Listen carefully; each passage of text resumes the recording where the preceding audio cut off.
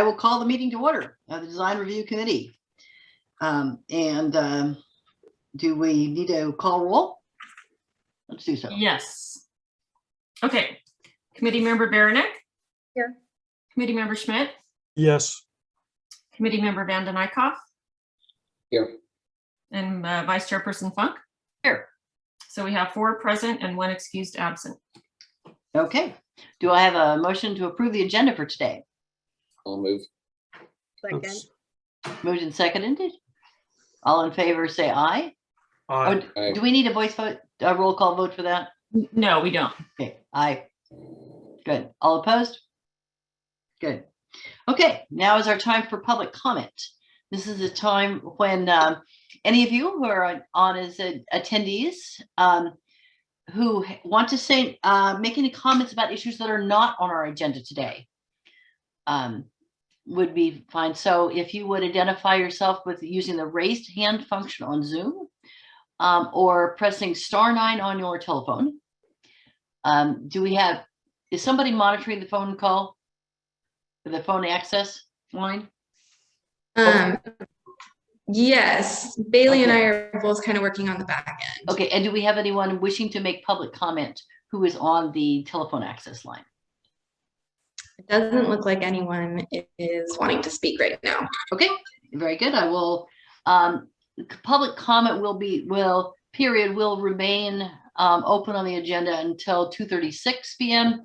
If somebody comes on later who wishes to make public comment on things not on the agenda, that is something that we're now doing on council meetings as well. And at this point, we will move on, and it's time for the consent calendar. Do I have a motion, which is where we put non-controversial things like the minutes? Do I have a motion to approve the consent calendar? Motion. I'll second that. Moved and seconded. All in favor? Oh, we probably need a roll call on this, if you would. Good thing. Committee member Baranek? Yes. Committee member Van den Eyck? Yes. Committee member Schmidt? Yes. And Vice Chairperson Funk? Yes. The motion passes 4-0. Okay, great. Thank you. And apologies that I am getting a late lunch today, so we're making this a working meeting. But since I'm chairing, I'm not going to take myself off the visual. Okay, our first item up for review then is design and neighborhood compatibility review of a new tool rental center addition at the Home Depot at 905 El Camino Real. Take it away. Great, thank you, everybody. It's nice to see you all. Lorelei? Yes, I will share my screen and let's see here. Good afternoon. Let's see here. There you go. Can you see my screen? Yeah. Yes, it says you started screen sharing. Oh, there we We go. don't have content yet. There we go. We're Excellent. in. You got it. We can All see. right. Well, thanks, everybody. I'm here today to present the submittal for the Home Depot Tool Rental Center Expansion Project, and AMND 21-0094. This project is located up in the north end of town off of El Camino, and at the existing Home Depot Center. It's 905 El Camino, 12-acre lot, commercial park zoning. So this project was approved in 1999, built in 2001, and the existing building is about 100,000 square feet with a 24,000 square foot outdoor garden center. Where currently the parking lot is also used for outdoor sales, Christmas trees. I know they've had rug outdoor events, and they do have a permanent display of outdoor sheds and trailers on the north side adjacent to Staples currently.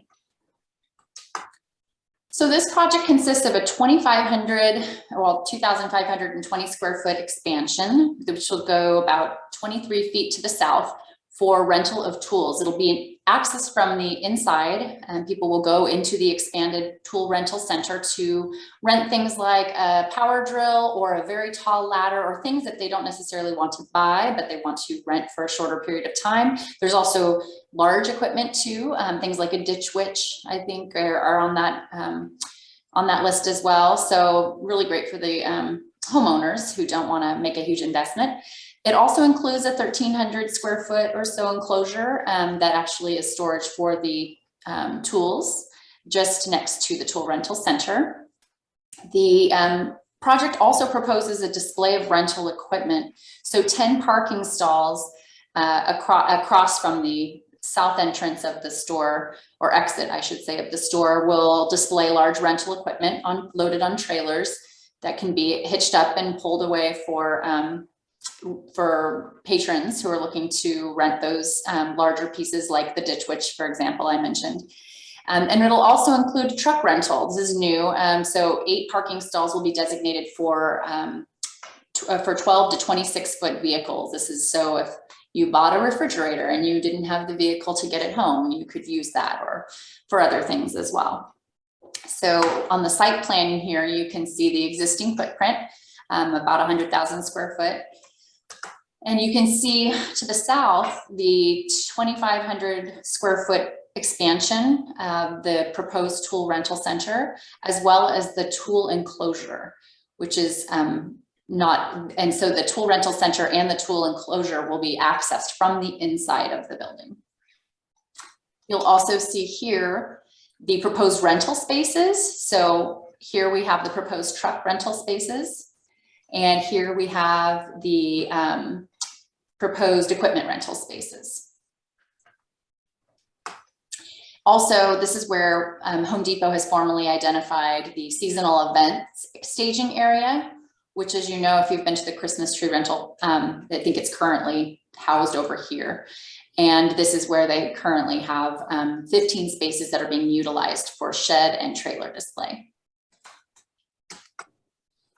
So speaking about site design, the building, I have elevations I can show you. It's about 20 feet high, which will be shorter than the roof line of the current Home Depot, but the materials will match exactly. It'll kind of look like a seamless transition, and it will extend the footprint 23 feet to the south end of the building. There are pedestrian pathways that will connect the building exit. This is just an emergency exit here to the existing parking. And in order to accommodate a 24-foot drive aisle here for emergency access, they have shifted the lighting and the curbs that existed back about 3 feet. Here is the side of the north elevation of what you'll be seeing from, from the addition, the south side of the addition, looking north. Here's what you'll see from the front of Home Depot.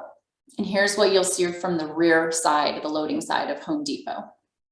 This is the tool rental, the tool storage, and then this is the tool rental center. Here's some imagery that Home Depot has provided us with from other projects that are similar.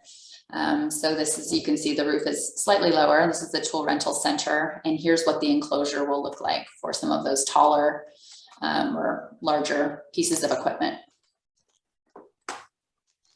And here's what it'll look like from the inside, accessing it from currently where the lumber is inside the building. You'll just kind of head 23 feet to the south, and this is what you'll see. And this is where there'll be a desk and a counter where you'll rent the trucks, you'll rent the large equipment. And this is an example of how those larger pieces of equipment will be loaded on trailers outside in those 10 spaces that I showed you earlier on the site plan. So that kind of gives us a look for what this project will be. And here's some of the materials that they'll be using that they have proposed. So matching the existing is the wall paint and the accent band, and of course the Home Depot shed roof. And here's the vinyl coated galvanized security mesh that will go around the outdoor storage area. Outside, there'll be signage that will just indicate where the equipment rental parking is and how the spaces will be marked. And now we can start with neighborhood compatibility. So parking spaces for the equipment they've all been cited specifically to address some of the noise concerns that have been brought up in the past. And they've used these spaces here that are along the retaining wall to buffer that from adjacent properties. We have discussed this with Home Depot, but they are actually kind of regulated to construct and operate, to do construction and operation between the hours of 7 a.m. and 9 p.m. And again, here's the proposed truck rental spaces. So as far as neighborhood compatibility goes, the Home Depot did do a noise study on December 3rd of last year. The adjacent property slope upward and away from the site, and the nearest resident is about 300 feet from the site. The study actually concluded that the proposed project doesn't increase existing noise levels because it's a truck, you know, a long bed truck and loading of, you know, hitching up of a trailer, but they do not, unless there are more than 3 large equipment trailer rentals per hour, that wouldn't have any impact on the current noise levels on the site. As far as existing outdoor storage and events, we have talked with them about formalizing a schedule to kind of make sure that the operation is within the spaces that they identify. We know basically generally when those will happen. So the shed and trailer display, here's a picture of that in the 15 spaces they've identified. And then the staging area for seasonal and sales and events has been identified just adjacent to the garden center for future use. We have a rough calendar from the applicant initially that says their events will take place between March 1st and July 31st. And again, between November 15th and December 31st, I believe, for Christmas tree sales. They have not formalized a schedule. We don't have an actual, anything I can find on record that says this is how we'll do things in the future, but we've asked them for that as a condition of this project. And with that, I'm going to open it up to questions, and I'm hoping we can just kind of go through these discussion topics, which is number 1, has the proposal been adequately designed to accommodate the tool rental center, truck rental and equipment display? Are any modifications to the site or building design necessary? And we can talk about the DRC action form with conditions of approval. Thank you, Lorelei. I turn to my committee members for questions. Dennis. Yes, good afternoon. I don't know if it matters, but your opening page had a 2021 date on it. I think it did say February 27th, though. You had a photograph looking inside. Thank you. Best action. That was easy. You had a photograph inside, kind of looking the length of the rental, the tool rental area. Okay. Inside photograph. This one here? Oh, inside, there we go. This one here. Mhm. So on the photograph on the left and the wood areas to our left in this picture. Yes, yes, that's exactly right. Where the building will be extended another 23.3 feet from the end of the lumber. What is the construction of this particular portion of the building, of the addition? Yeah, so it looks as though it's rectangular block is the material. So I think there's an elevation that might show that. Let's see here. Yes, in architectural design. So they will be, it'll be smooth coat over it, but they'll be actually matching the building material. We've asked them to match the existing building material to a T, so.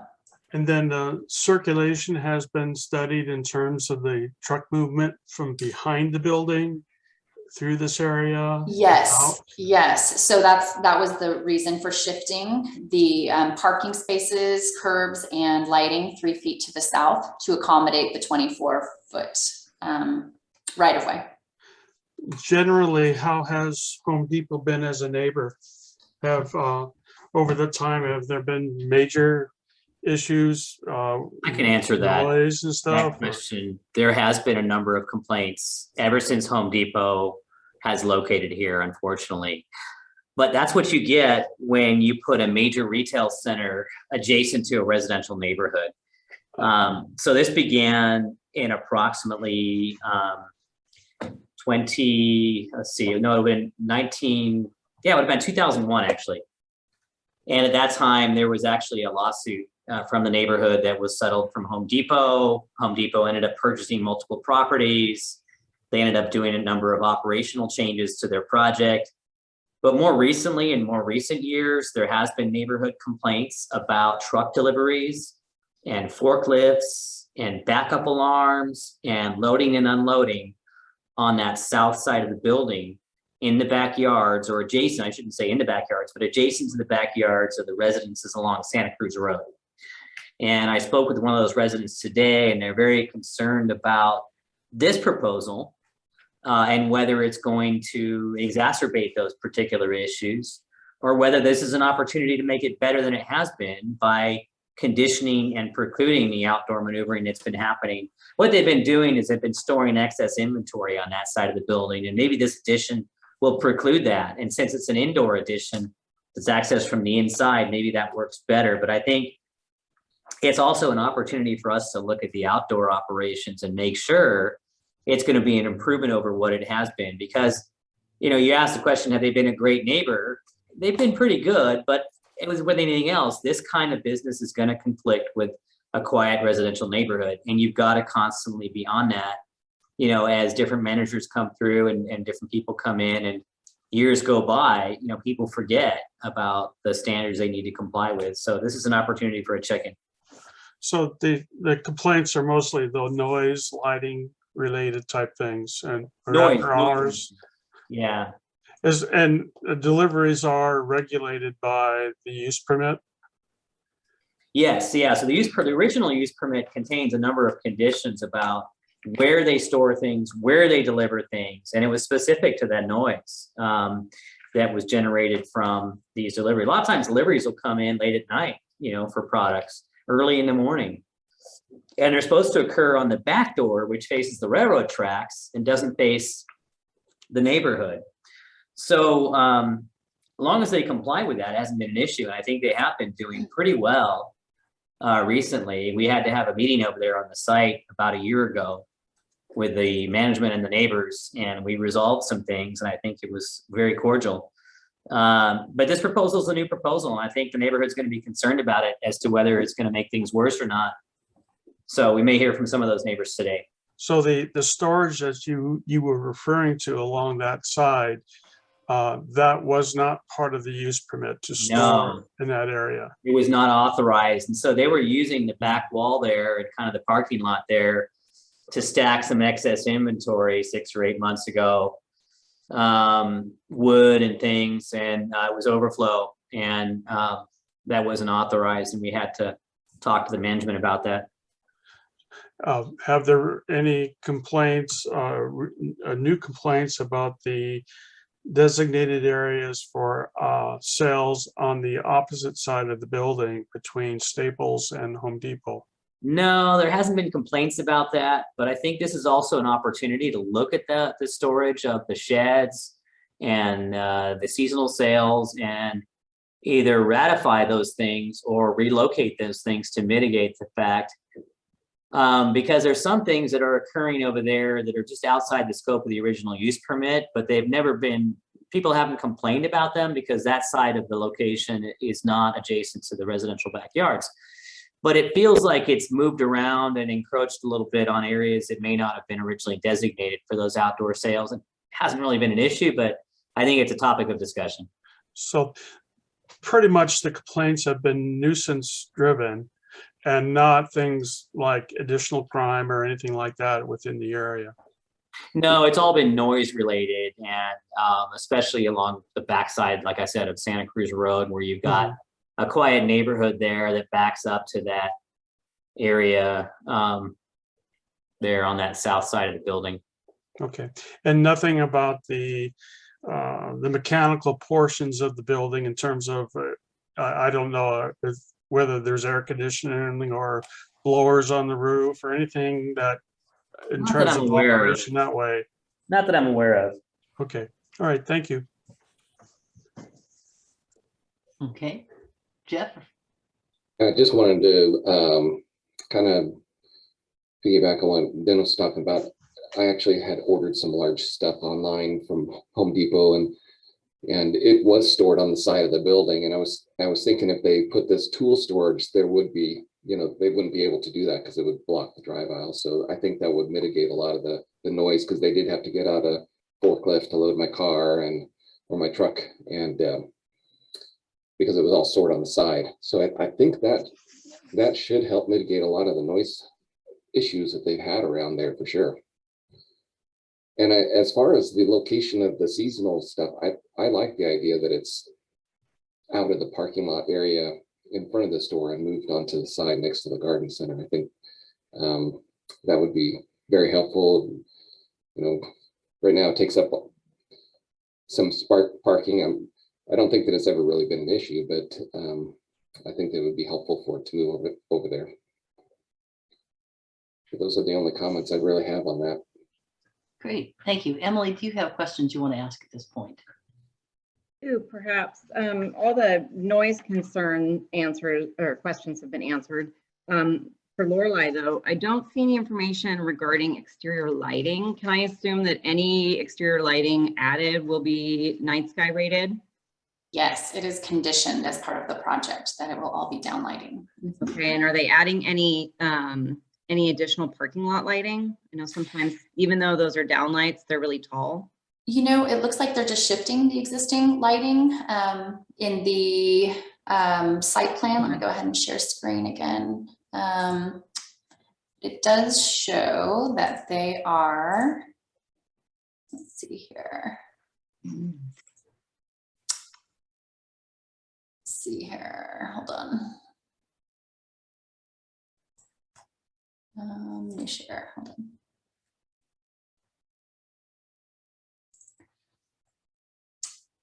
Okay, so can you see my screen? Yes. Okay. Yes, it looks like there are existing light pole to be relocated, existing light pole to be relocated. So there are 2 lights over on the south end that are currently thoroughly lighting the parking lot there. Mm-hmm. There are no other lights that are shown in the elevation or the site plan. So it'll just be moving 2 additional lights, 3 feet to the south. And to the south, I didn't, the lot immediately adjacent to that is vacant, is that correct? That's correct. Okay, so although it's getting closer perhaps to that property line, there's not necessarily an immediate neighbor impacted. No, the concerns have been more from the south side, or the west side. Yes. To which direction there should be potentially no change in like light pollution. That's true, yes. Okay. Those are my only questions. Thank you. Okay. And most of my questions been resolved. Remaining, will there be any outdoor demonstrating of leaf blowers or chainsaws or lawnmowers, things like that? No, that is not part of the application. Theirs is specifically for sales, and all of those items would be stored inside the building. Okay, so do we need to specify that? Because if they're regularly going outside to demonstrate, oh, here's how your chainsaw works, that is going to make the noise issues. Yeah, maybe we need to put that in the conditions. Let's see here if I can. That's a good point. The other thing too that actually came up that may not have been discussed is where they're going to maintain some of these tractors or vehicles or things they're renting. A lot of times you test run them and you maintain them, and where and when is that going to happen? I don't know if we've talked about that. It's probably it's a good question for the applicant and a good thing to have about a condition when we go forward with this project. The applicant said that very clearly in the application that all trucks, the rental trucks, would be serviced off-site. But you're right that I don't think we talked about equipment. And there's equipment such as, like a ditch witch, for example, or some of these other tools, larger tools, I guess. So yeah, maybe that's something we need to just clarify. Is it the rental trucks and the ditch witches that would be serviced off-site? I don't know that they're set up for that, but let's definitely clarify. Yeah, let's clarify that one, and how and when that would happen. are there any changes proposed to the fencing between the Home Depot parking lot and the neighbors who are most concerned about noise? No, no changes to the fencing. And would it be, is that something that has been considered in the past as a noise amelioration issue, or would that really not help? Bill, that might be a historical question. Do you know if they've talked about changing the fencing or screening to buffer noise? That has not come up. And I don't know how well that would work. It would take quite the wall, like an 8 or 9 foot block masonry wall, to change any of the noise conditions. The issue historically really is, the other properties that wrap around the sort of, as you head to the west, as you head to kind of towards the entrance, they're in a problematic location because they're higher than a Home Depot. And so they get the amplifier effect. The slope goes up to them. The ones to the south along Santa Cruz, there isn't a wall there. And I don't know. That would be a very significant consideration. And I don't know how well it would help because it would have to be very, very tall. Okay. That's worth knowing. And then in terms of parking lot capacity, I recall that they meet the specs. And I come in and out of that shopping center not too uncommonly, and have not noticed that parking was an issue. But I'm wondering if we have any evidence whether they're in reducing the number of spaces, are we likely to see a lot more circling or movement, or cars that are looking for spaces? So what I do have is that the project is actually required by city code to have 265 stalls total. And the parking lot, because there's shared parking with, of course, the adjacent properties, has over 546 stalls. So they've exceeded by roughly 300 parking spaces. It doesn't seem to be a shortage, but Phil and I have discussed, staff have kind of talked about the premium spots. You go and you're hoping to get right by the entrance or right by the exit. So, but there, if you can see kind of in the site plan, once you cross this drive aisle, there are so many parking spaces that are rarely used over here. So they're not at a shortage of parking. The 16 or 18 spaces that they're proposing in the parking lot will have no impact, and they're not necessarily, they're in I think they're in a location where they are highly visible from the store, which is probably important, given that they'll be parked 24/7, round the clock, and they'll need surveillance. So I think they're adequately cited. Okay, thank you. That's certainly my personal experience that there's never not a shortage there. Dennis, you had an additional question? Yeah, just 2 quick questions, please. Is this part of a new business plan that all Home Depots are going through? I know they have several, and that this is one of several that have gone through. I'm not sure if this is all blanket at all, but that's a good question for the applicant who is on the line. And I think Janae can jump on after this and answer some questions.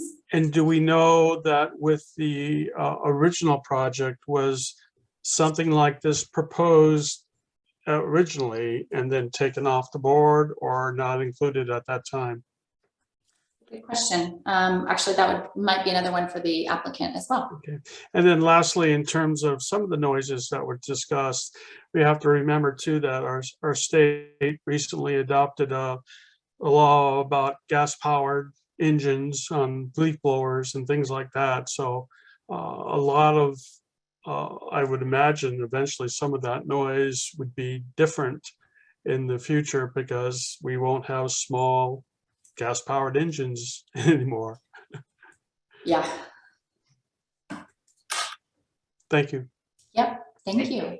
Thank you. Okay, I'm not seeing anything else from my committee members. So at this point, let's recognize the applicant and let them address the questions that have come up so far.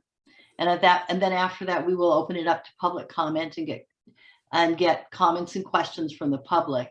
Let me just, and then if there are questions from the public or the body after for the applicant, after we have concluded public comment, that I would plan to recognize the applicant again so that we can get all those resolved.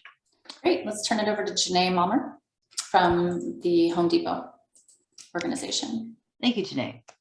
Hello, yes, good afternoon, everyone. As Lorelei mentioned, my name is Janae. I'm with Lars Anderson and Associates, Inc. We are site development coordinators for Home Depot.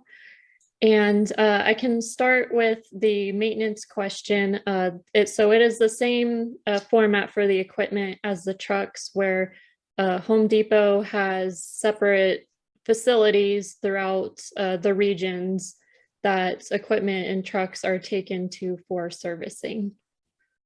So no cleaning maintenance is done on site on any equipment or trucks.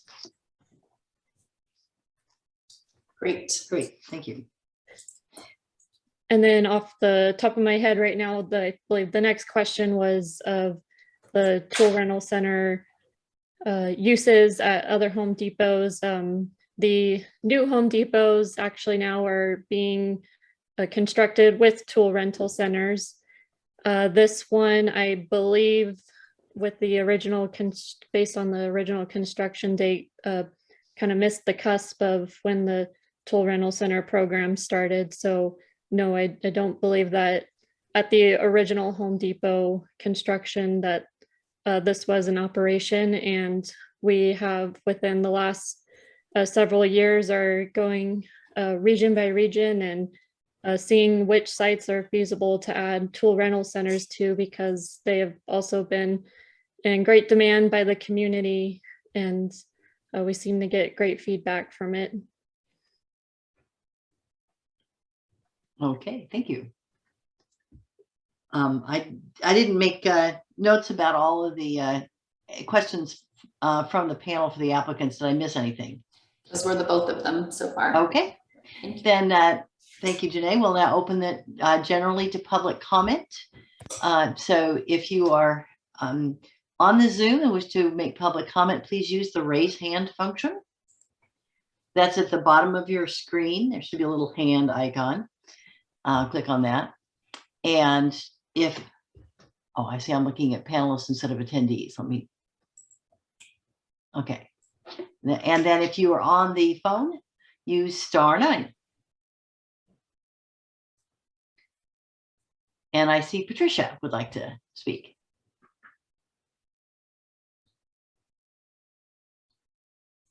You will need to unmute yourself. There you go.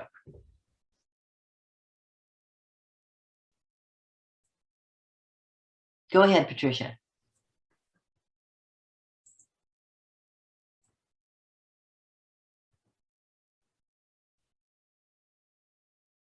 Trisha, it might be that your microphone on your computer is not working. We can't hear you. It might be best if you call the number on the agenda, because we can't hear you right now. Right. So the call-in number is 669-900-6833. And if that's a Zoom call-in number, you will also need to enter the meeting ID, right? Yeah, sometimes you do need to do that. Okay, so He's still trying to get on. Maybe we'll come. let's come back to Patricia, and I see someone, and we'll try again to get audio with Patricia, and we'll go to the person whose phone number ends in 1039. All right, and I believe you unmute yourself by pressing *6. Thank you.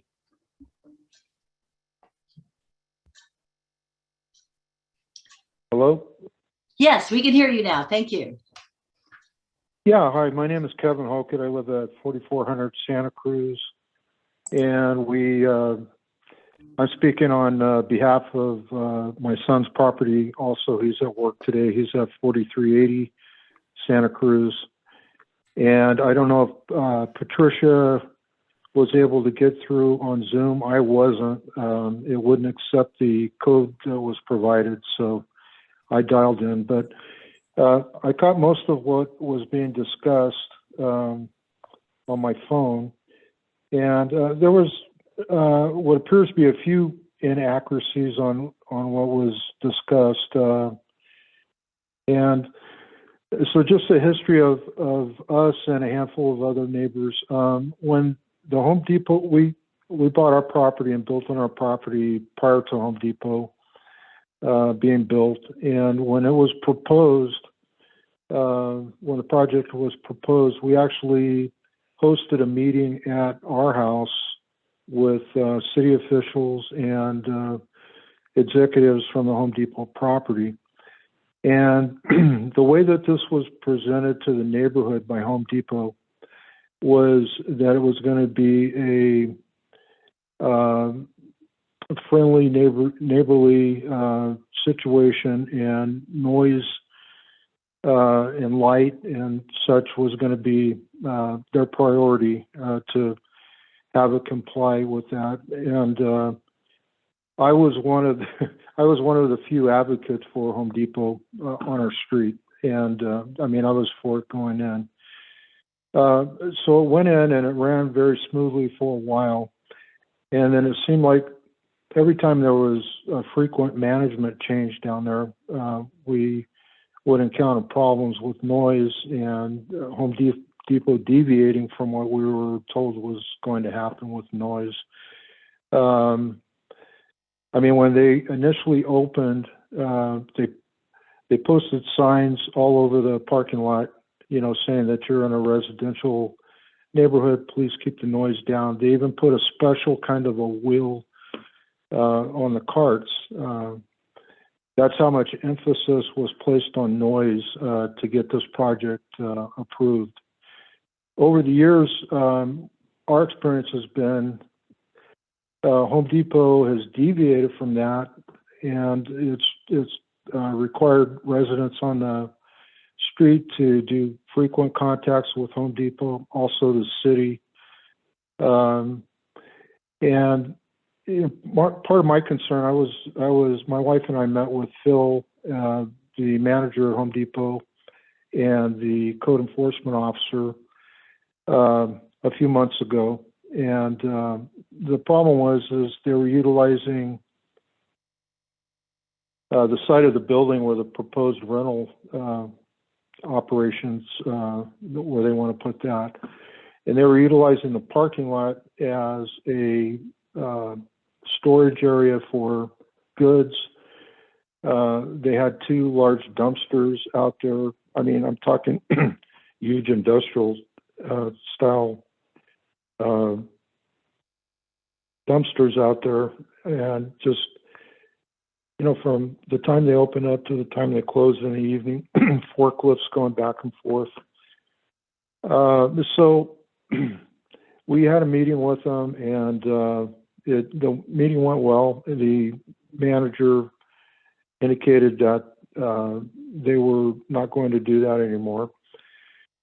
And I received emails from the manager talking about their Good Neighbor program, and I believe also from Phil. Excuse me. And I would have to say there has been some improvements. After that meeting occurred,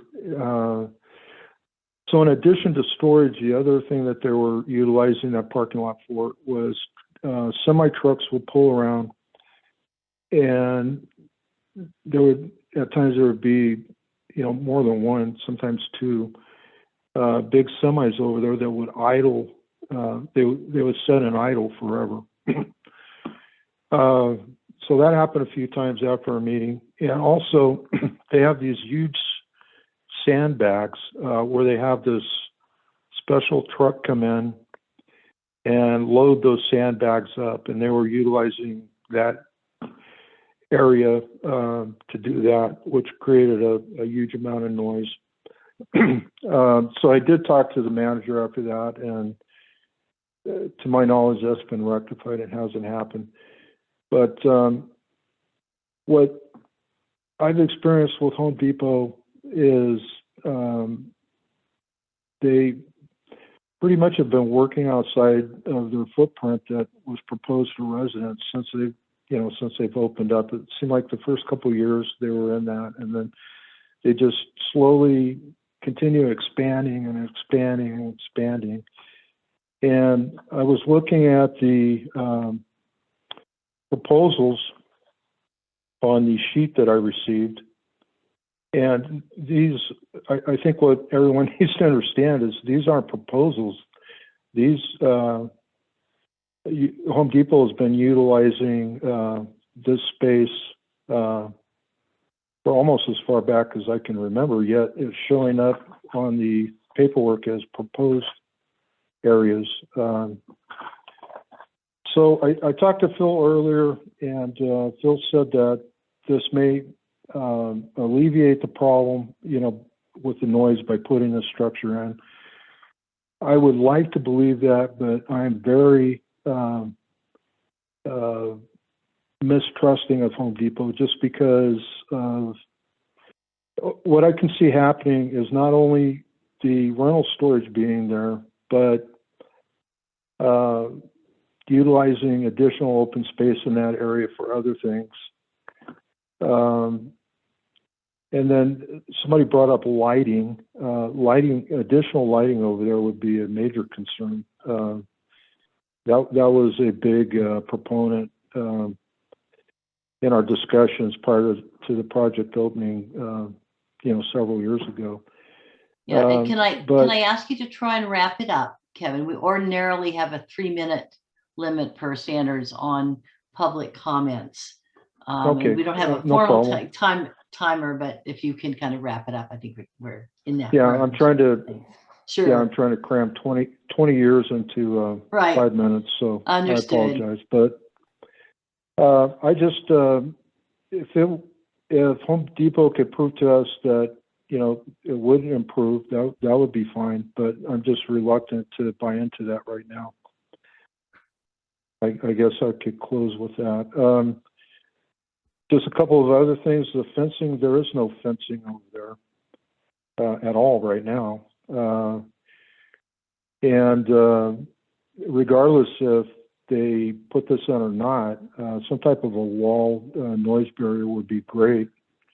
And I think Phil mentioned that there were several lawsuits on the street when Home Depot opened up. I'm only aware of one, whether or not that matters. And I mean, I have a lot more, but I know my time's limited, so I guess I'll wrap it up with that. Thank you very much, Kevin. Appreciate your comments. Okay, thank you. All right, bye. And I see, Patricia, let's make another try and see if we can hear you. I see your raised hand still up.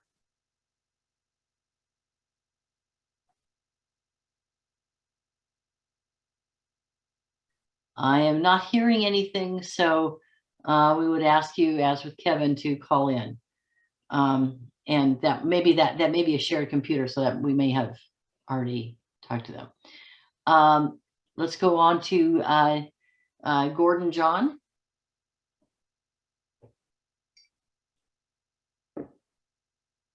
And please unmute yourself.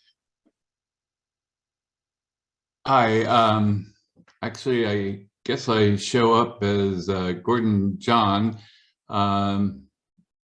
However, my name is Scott Momer. I'm also a site development coordinator in conjunction with Janae for Home Depot. We've been working with Home Depot for the last 24 years.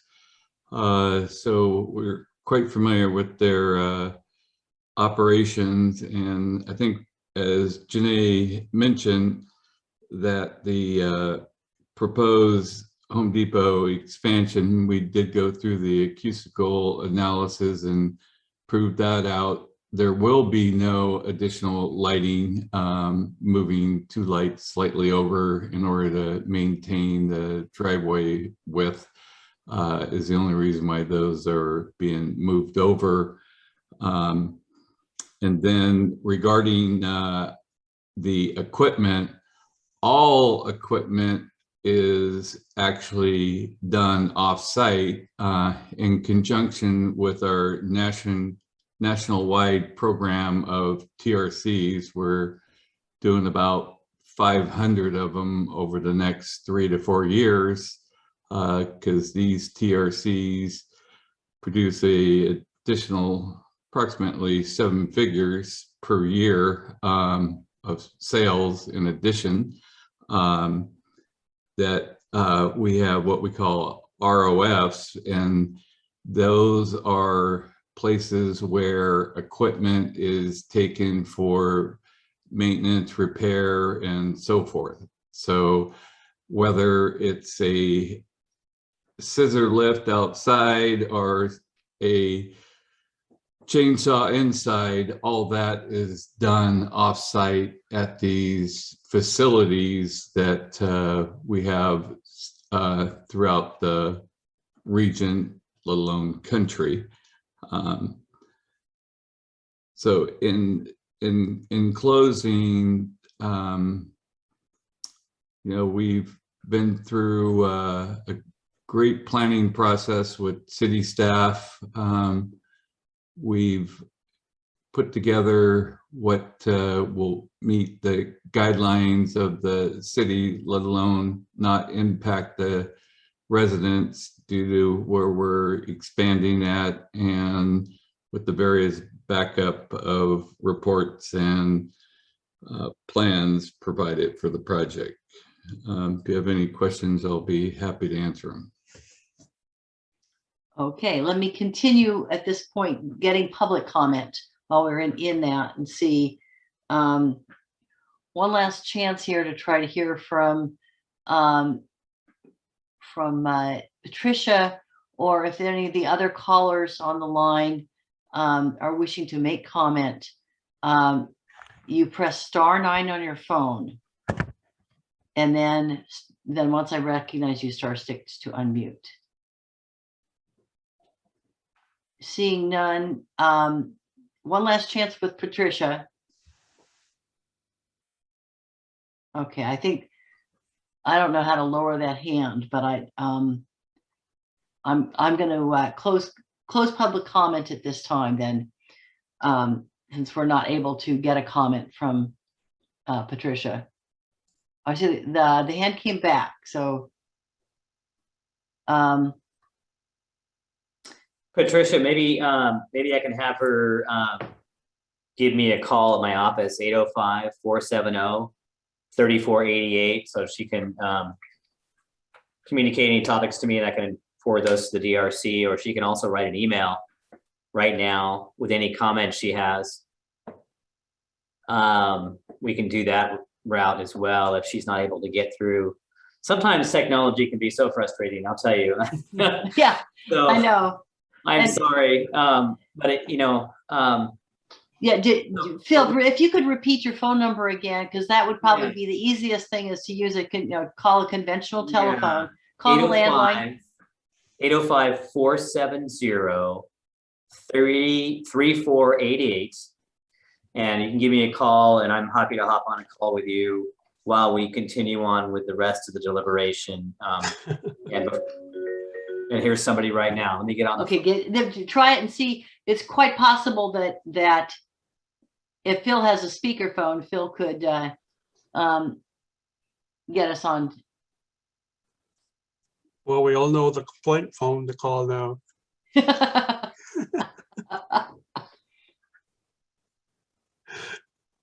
Okay. All right, she's on speakerphone now. Great. Right? Let's see if you can hear it. Speak up, Pat. Well, first of all, I am just getting over COVID, and I thought you were all trying to avoid me. No, we're not trying to avoid you. No. Anyhow, I've lived here a little longer than Kevin. Maybe turn on, there's a little bit of an echo. If you can turn off your computer. My computer speaker's off. It is. Oh, no. Wonder Bill, where is your speaker on? Is that better? Oh, Is that better? yes, there it is. Okay. So, unlike Kevin, if I'd have known Home Depot was going in before we bought the property, I wouldn't have purchased the property. And so that tells you where I am there. I don't have a problem with Home Depot expanding, but not the way they are. It needs to go on the other side where it's not going to impact neighbors. I don't care about Christmas trees being next to the parking lot. You have to have a drive through there to get the trucks back there to unload. I understand that, but it's got to go over that way someplace, because those of us on Santa Cruz have been through it for 20 years and enough already. My property comes in at the corner of where you're going to put this whatever, and it's about John Wilson's property, and I don't know if he joined in today. He was going to, but we're right there at that corner, and behind John, Home Depot put in beautiful pine trees and everything. So all the people along the front of Home Depot, they aren't as impacted by the lights and stuff. But where I am and the other residents going, I guess, south, Kevin and the rest of them, we don't see those lights because they are down facing, but they're very high. And they planted or tried to plant a couple of trees along there, but boy, those pine trees on the other side just went up real quick. And so we get all the light from the building.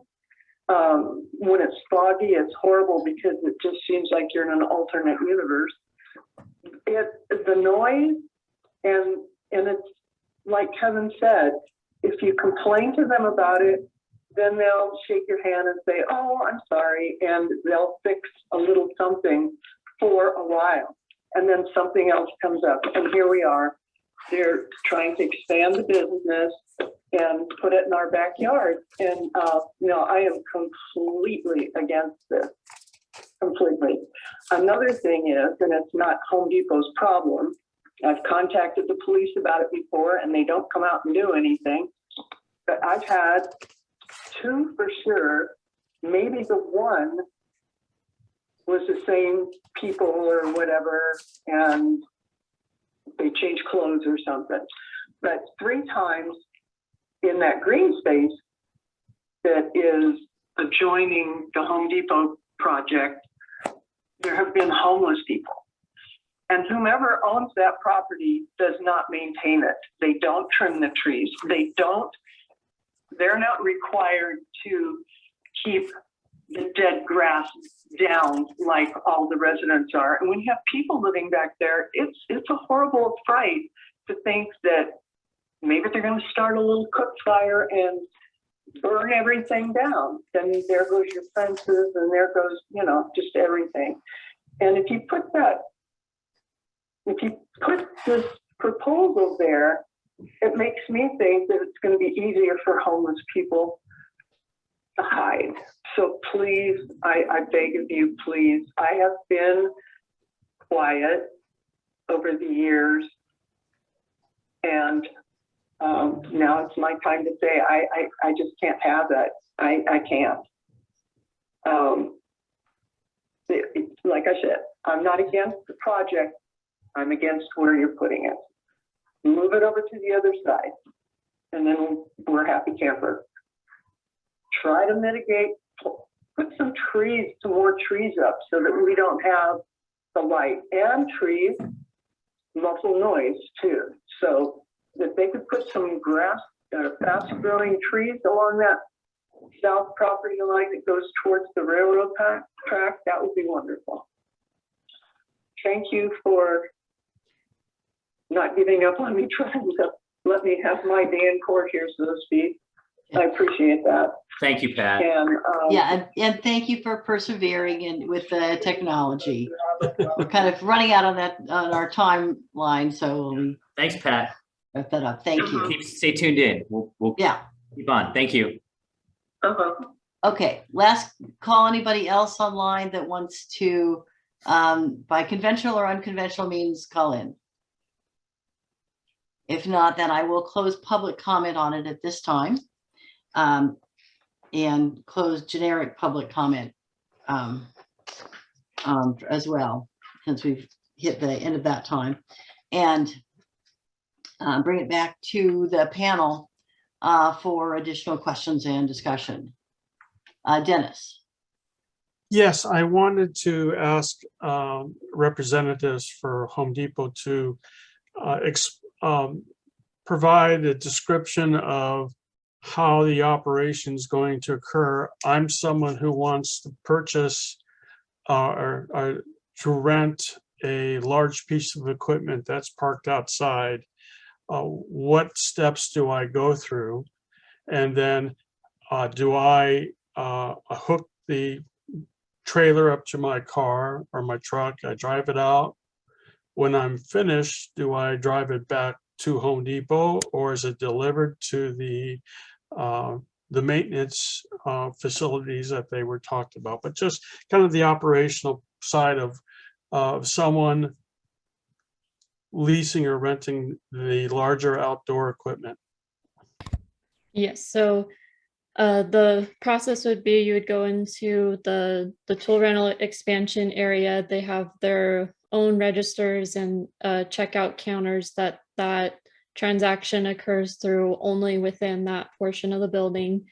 So you would go in and process your transaction, and then an associate would go out with you to unlock the hitch on the trailer, and you hook it up to your own vehicle. And when you're done with the equipment, it needs to be returned and cleaned and operating, as we mentioned, because there's no maintenance on site. If something's broken or needs repairing, it's taken to the offsite facility. So you bring it back to that Home Depot store only that you rented it from, and park it back in those designated parking stalls for equipment only.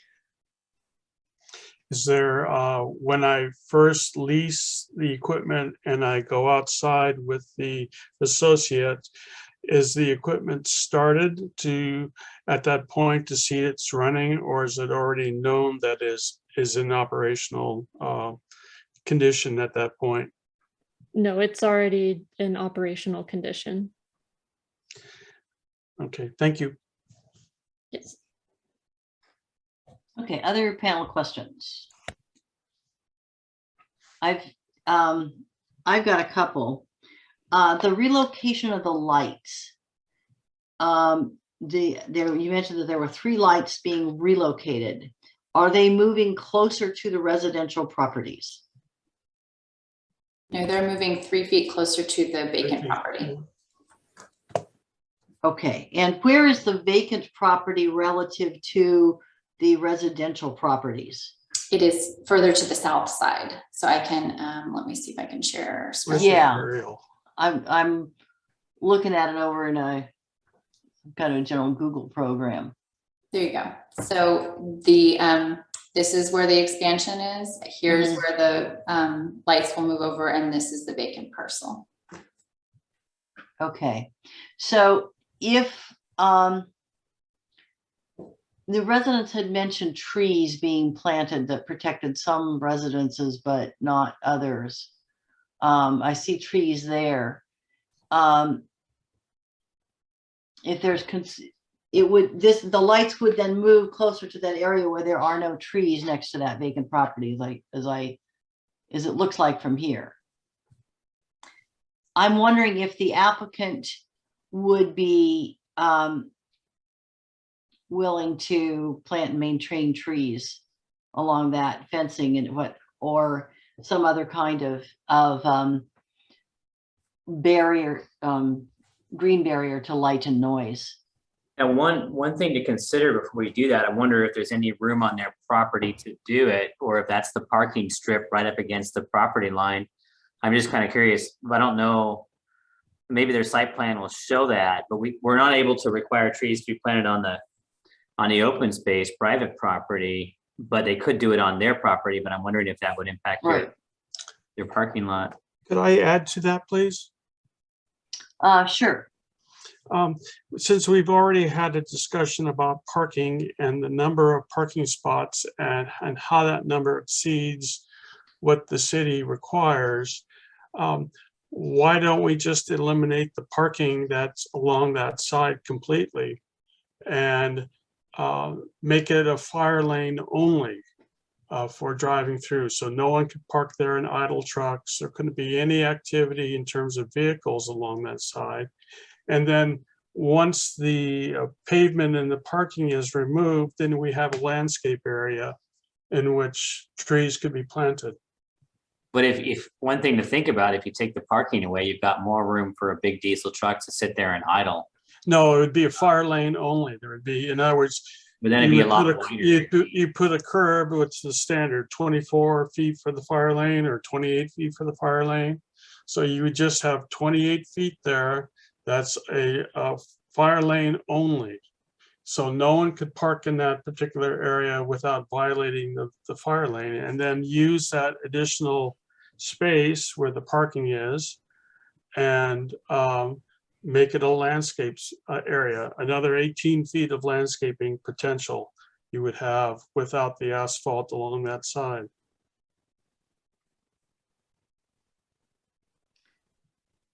Again, the parking we have already discussed is in excess.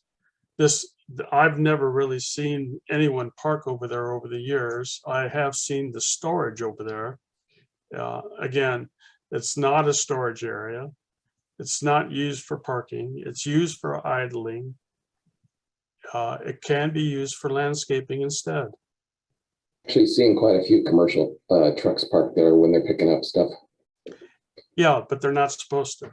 No, I mean, customers Okay. with bigger trucks.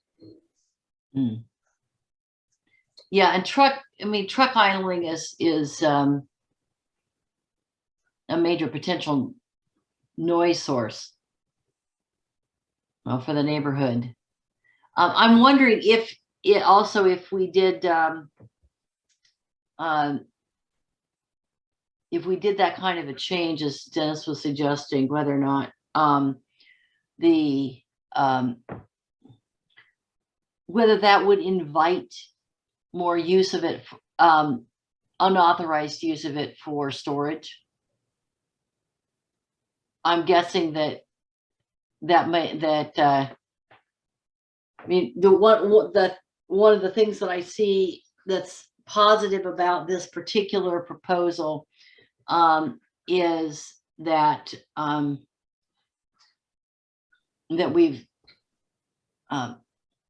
it disinvites the kind of activity that's been really problematic for the neighborhood. It makes that more difficult, and so there's a potential win-win there where it doesn't. And I'm a little concerned it might. We might go back to a situation where it would just be easy for people to park there and idle their trucks and so forth, and for Home Depot to throw out extra storage there as you have various management changes. It would be a fire lane only. In other words, only for emergency purposes. It has to maintain that width. There's no. I personally have a real problem with the DRC trying to design stuff. I think we should give some guidance, but we shouldn't be coming up with designs for the. Lorelei, do we have a list of topics or conditions that we'd like to recommend? And just a reminder too to the DRC, the comments you have today would be forwarded to the Planning Commission. This does require. Right. Okay. I don't know if we have that date set yet for the use permit. I think we're targeting first meeting in March, but we have to confirm. We wanted to see how today's discussion would go, and we can add anything we'd like for them to consider to this list here that's within our purview, I guess, as a DRC. Yeah, and everything's wide open. You can comment on things on that south area, not just the thing staff has, but I wanted to make sure we didn't ignore the things that we have as well. I think we wanted to check in with the DRC on the other topic areas, the seasonal sales, the outdoor storage of their sheds that are currently there now, the proposed location of where they're going to put the actual larger rental equipment outside along the back property line adjacent to these properties at the back of Santa Cruz. And then lastly, the treatment of the area that's adjacent to the open space property, which is where this building is going to go. And the topic that Committee Member Schmidt is bringing up as well. So that's our list, I guess, to check through so we can be efficient with our time. Okay, and I did ask a question of the applicant, and I see an applicant's representative there. And with the, I wrote your name down somewhere, but going by the name of Gordon John right now. Go ahead. Thank you. Yes, I'm kind of concerned about removing parking. All that was designed for a reason, and to remove it for fire lane only causes more confusion. And when you have pavement wider than a driveway width, people do get confused and start parking, doing strange things. Plus, we're going to have our light poles that are in the middle of those existing planters that are going to remain. And landscaping, we're dealing with the lot next door that's vacant, and to add landscaping to something that has a potential for development doesn't seem reasonable. And then the one takeaway about all of this that Home Depot started about 18 months ago is anytime there's a new store or a revision to a store for whatever reason, we develop what we call a OSRP, Operation Restriction Placard. And that placard shows everything that the store can do or not do. And it is mounted in the store manager's office where a photo is taken of it. And then that photo is put onto the Home Depot server. And that tells the manager what to do. One thing about managers with Home Depot and probably other companies, they do change. And part of the issue with managers changing is not knowing what the rules are. So once this project is approved, there will be an OSRP put there of everything that they can and cannot do, so that the existing manager, or should managers change out, they have all of those requirements right before them. So that's the takeaway for how everything will be implemented, and for existing and future managers or operation managers to follow the rules. Okay, thank you. So we have Phil called us back to the things that DRC needs to be focused on. And I appreciate the parameters there. Do we have any comments on the seasonal sales events or outdoor storage plans that are over on the other side of the property? You go to the site plan, Lorelei, please.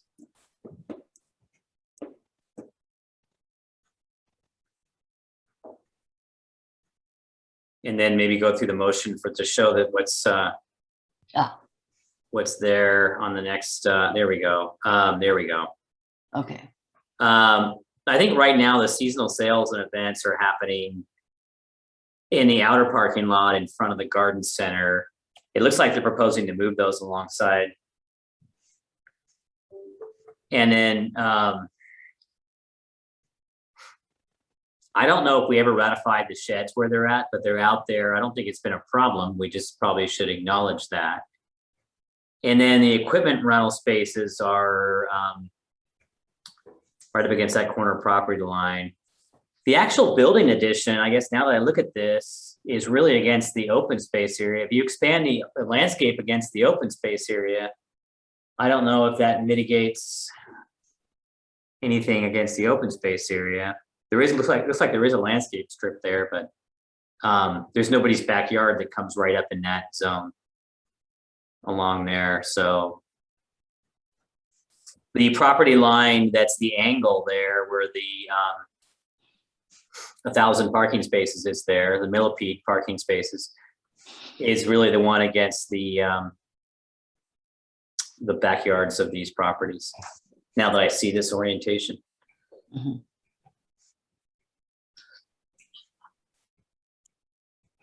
I have no particular problem with regularizing the seasonal and sales events and acknowledging those areas the way that they're doing. I do think it is helpful to define those areas and have it, have it occur in a predictable area so that you don't have as many risks to the way people get used to moving around the parking lot. I think that's constructive. So I would ask if there are any other committee member comments on the seasonal sales or trailer shed display. No. Okay, no concerns there. So let's come back then to the this. I guess are there any? Do we need to formally recommend anything that staff discuss with the client to consider and come back to when they come to the planning commission? Would that be the appropriate next step? If you have suggested changes, you can make those suggested changes and we'll refer those to the commission. If you think there's substantial issues here that need substantial redesign, you can ask for them to come back to DRC before we go to the commission. If you're okay as it is, we can go straight forward to the commission and let them know that. Those are the three kind of potential actions for the DRC. Okay, Dennis. He's muted. Dennis, can you unmute yourself? I would offer that cross section from Home Depot to Santa Cruz Road to be provided so we can see how the elevation works in this area.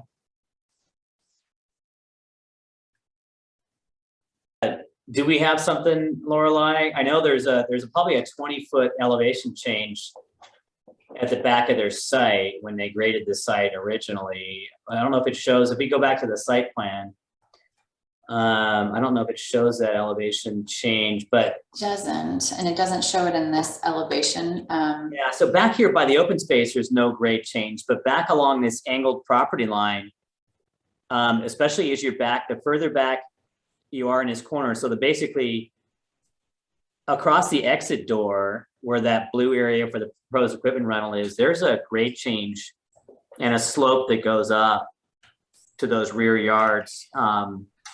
It feels like it's in somewhere between 5 to 15 feet. It varies and goes up.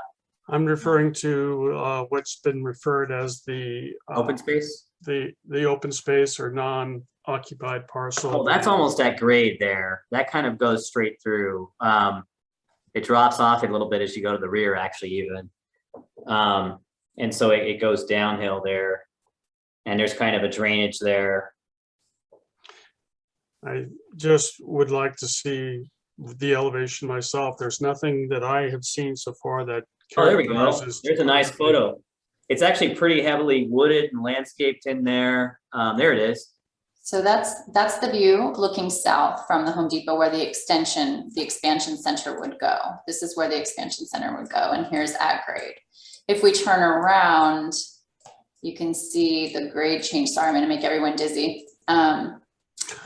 You can see the grade and the elevation change to the adjacent residential properties a little bit better. And you can see where the retaining wall starts and how it steps up to get to the west side of the site. So I'm a professional land surveyor and I've dealt with topography all my life. I can see trees. I can't see any elevation changes beyond the trees. I know there are there. The question is why? What's the purpose of that? It's on somebody else's property. To see the relationship, there have been concerns about the noise and the lighting in this area. And I would be interested in seeing what it is. If we could provide more landscaping, something to provide screening. Right now, you can see the lights, although they're facing down, they're facing towards the Santa Cruz Road. Phil, who owns that property? Is that might even be under public ownership, that open space area. I forget, or maybe it's privately owned by one of the owners. It's privately owned by Golden Eagle Properties LLC. Thank you, Kelly, for weighing in. Absolutely. But it has an open space easement on it, and as you can see, it's wooded with native oaks. There's a couple planted trees right at the Home Depot's property. I think their property line extends onto it 10 or 15 feet, kind of in line with the back of this hammerhead there, and comes along. You can see the two newer trees were probably planted in recent years by Home Depot there in that little strip, but it's pretty thick in there. And it goes off at an angle then towards the railroad tracks and down into a deep drainage. There's the tracks Are down you the there. one that's doing? Are you controlling the screen right now? I am. I'm making Can it to you see. can you exit that view and go to the overall the top view so we can see the parcel? So you can see that wooded parcel. So that's the one that's in. Yeah, it's a pretty big area. And it's an open spape. So Yeah. there's an open space adjacent to what's going to be developed. Yeah. I think the neighbor who had the concern was the one whose corner comes in sort of right between the open space and where the landscape was planted originally. Okay. And there's probably some intrusion through there, according to the neighbor testimony. Okay. Thank you for that clarification, Kelly. I was wondering how she was adjacent. And with the relocation in the moving of the parking spaces 3 feet, does the flow of motion for trucks move closer to the building or closer to the property line? It looks like it's a two-way reciprocal access. So both. I mean, the circulation goes both against up against the building, and then there's a traffic here. But this is the through route that would actually circulate around the building. This would just be for people who were actually looking to park and pull in from this way, or pull out and head back to the main parking lot.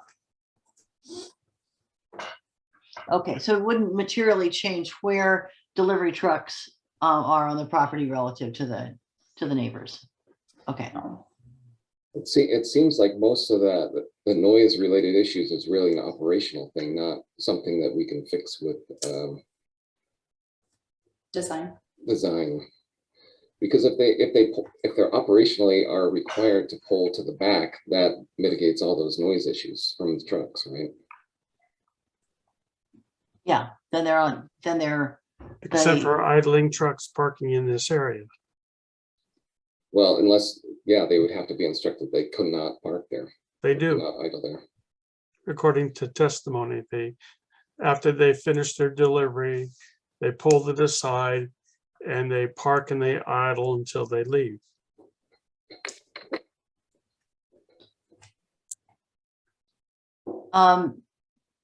That might be, I would suggest then that when this comes to planning commission, that we might suggest signage with regard to where trucks can idle or not, no trucks idling in that area. Because I'm sure to drivers, it looks like this is a nice quiet back area and they can idle there and not bother anybody. They're supposed to be on the other side of the building at the back against the railroad tracks, according to the use permit back there. Mm-hmm. That's where their loading dock is.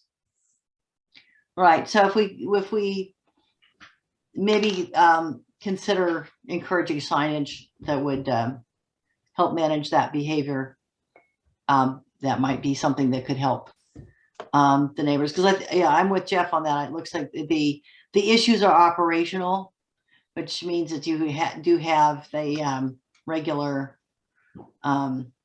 yeah.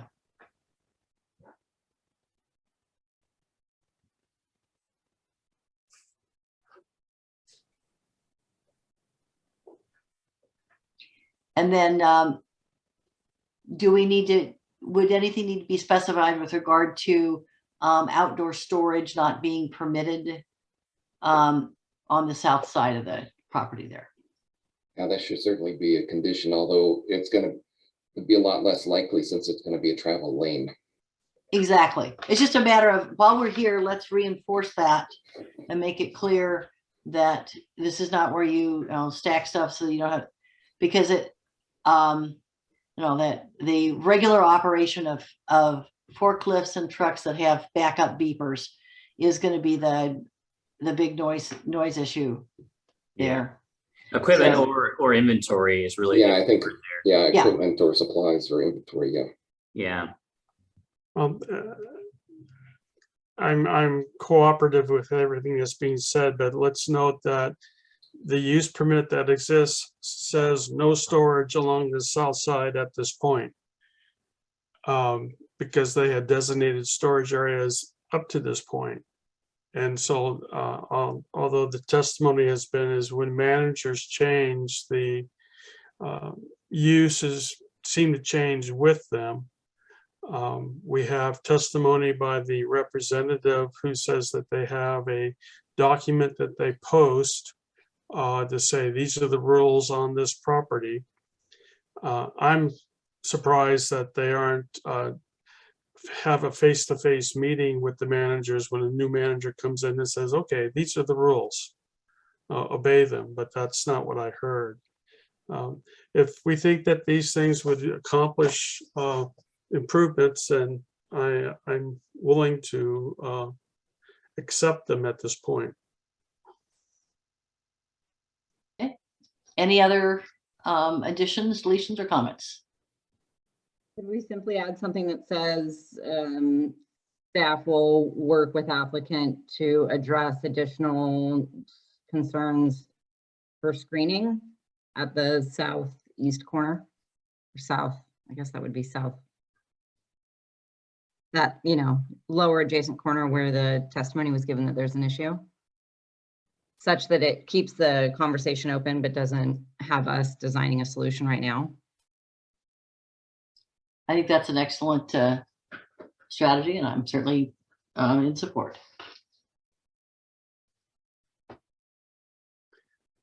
Noise and lighting. Yeah. Great. Okay. And as noted that it's particularly at that sort of corner juncture where you've got where you have the closest property, and not so much the entire. I can see. I was wondering about that vacant lot, but forget it. That's it is largely trees and in open space, so that's not going to be an area we need to do something with. Is that area abated by the fire department or by the owner? And I mean, if it's not abated for fire, does the city do it and then bill them for that work? We don't know that. Typically in open space areas that don't have development on it, they're oftentimes exempt, except within a certain distance of structures and properties. So I don't know the status of that one and if any work is done. Yeah, we can make sure to let the fire department know, because I don't think it's easily seen from a roadway, but it does have property lines that they're supposed to remain clear. So we'll definitely let them know to pay attention to that next time around. Be good. And also alert the police department that we've had complaints of homeless encampments on private property in that area, so they can keep an eye out for it. Right now, we're limited in how much can be done. Certainly with homeless encampments on public property, due to COVID impacts on the shelters. Because we have to have some place for people to go if we're going to move them. Okay. I think that, anything else? Then that concludes our work on this particular application, and I thank the applicant and the public members who have commented. And we will send this on with those recommendations. It will go then next to the Planning Commission. And in the interim, the staff could pursue the suggestions that we've made. Okay. Then we will now proceed to the next item on the agenda, which is design and neighborhood compatibility review of a new landscape material sale and equipment rental use at 6501 Via Avenue. Okay, thank you. Someone has their hand raised. It's a phone number. I'm guessing it's the owner. But there is the public comment portion at the end. I just want to make you aware. We're not ignoring you. Right. Yes, we will come back and get. We will come to public comment. We will ask for the applicant if there's an applicant. Maybe he's got he's got something to say up front. Maybe he can't attend or something. I don't know. Maybe you want to let him. Yeah. Okay. Let's find out what's going on. Sure. And then let him talk at the end. Oh. Okay. Okay. And you just press *6 to unmute yourself. Yeah, I was just letting you know I'm here because I couldn't get on the Zoom thing. So we got you. You're here. We'll let you talk in a little bit. Okay. Thank you. Okay. Take it away, Mariah. All right. Thank you. I'm going to go ahead and share my screen here. So yeah, as you briefly just met Kevin, he's the owner of Atascadero Hay and Feed, and he's expanding his business to include outdoor landscape sales and actually equipment rentals. So this is at 6501 Via Avenue. This is right next to Atascadero Hay and Feed. We can see on the zoning map, the outline property is the entire property, that's 6501. He is just proposing to use a smaller portion. Again, it's right next to Atascadero Hay and Feed. The total lot area is over 7 acres, but the lot the area to be proposed is about 1.4 acres. And then this is in the industrial zone. So this gives you a better idea. If you have been on the DRC for a little while, this is I think the 3rd or 4th project that's come before you in the past few years, so it might look familiar, but this is utilizing this green square up here, and that's where the project is being proposed. However, the total site area is this red area. So a little bit of background to refresh you. There was a landscape yard that was approved here by the Planning Commission in 2018. They moved out of the space, and then an RV storage yard was proposed, but then that was withdrawn in 2019. In 2020, there was an outdoor construction yard for Sprouse Communications that was approved here. They moved out, and now Atascadero Hay and Feed is wanting to move in. So there have been some site improvements over the years, but and so the improvements that are being proposed are pretty minimal. Again, it is an outdoor sales yard for landscape materials, and then they will also have small equipment rentals or rentals for small equipment. This triggers a conditional use permit because it's an equipment and supply yard, sale yard that's greater than 10,000 square feet. So it's going to move forward to the Planning Commission after this. One of the things that they are actually constructing is a retention basin to collect runoff. This is in the northeast corner of the site. So that's really the only new construction aside from these 6-foot tall concrete barriers. These are going around the back of the site. I've included a picture of an example. They're just going to stay that concrete color, the natural concrete color. They're going to separate materials such as bark, sand, gravel, decomposed granite, and as well as base. And then there is an already paved area behind an existing behind an existing metal building.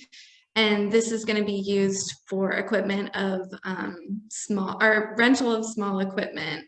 And then this area is part of the lease area, I believe. This is where that retention basin is going to go, but there's no proposed construction or business happenings in this area. So the municipal code does provide specific standards for the site design of outdoor sales yards.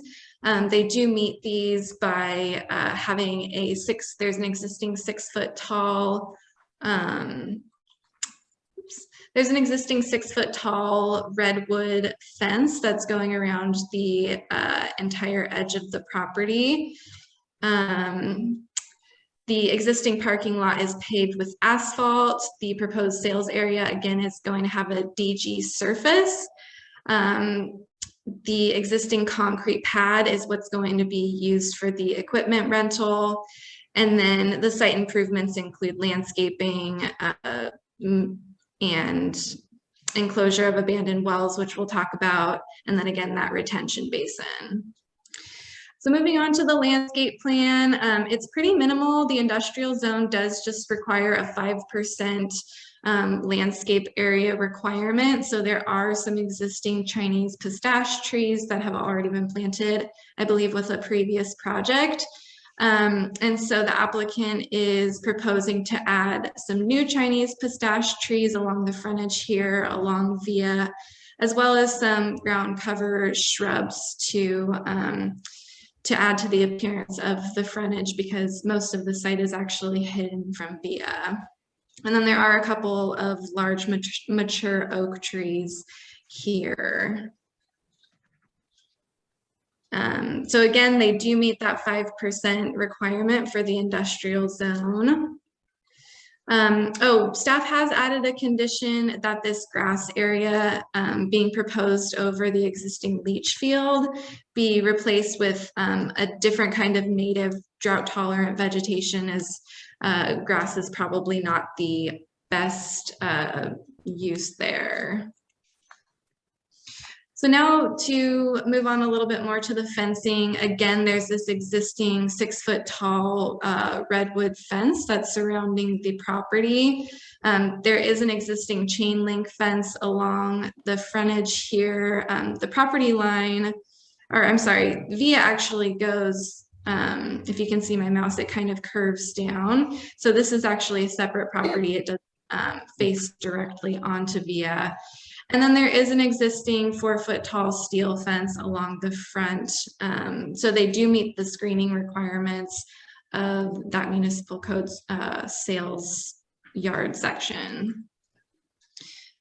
So lighting and security is always sort of a topic with these sort of uses. There are proposed 6 downcast security lights. These would have motion sensors, and these are just surrounding that existing office building. And that building is proposed to stay the same use, just stay an office building for this business. And staff has not received too many details about the trash enclosure, such as the appearance or the materials.